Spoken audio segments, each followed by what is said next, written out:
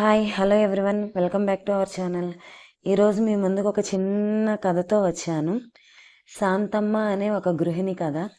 శాంతమ్మ అనే ఒక గృహిణి ఒక చిన్న గ్రామంలో తన భర్తతో కలిసి సాదాసీదా జీవితం గడుపుతూ ఉండేది.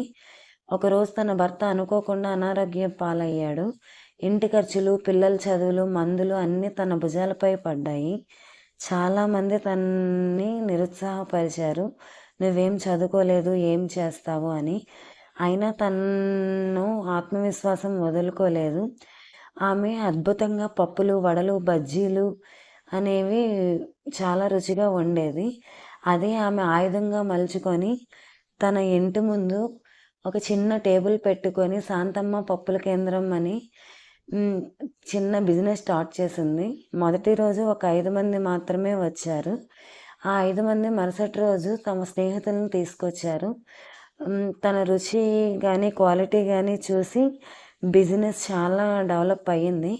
కొద్ది నెలల్లోనే ఆమె వ్యాపారం విస్తరించి తన కింద మహిళల్ని ఉద్యోగంలో పెట్టి వ్యాపారాన్ని మరింత పెంచింది. ఇప్పుడు అదే గ్రామంలో శాంతమ్మ ఫుడ్స్ అనే పేరుతో 3 అవుట్లెట్స్ స్థాపించింది. చాలామందికి ఉపాధి కల్పించింది. చాలా పేరు పొందింది.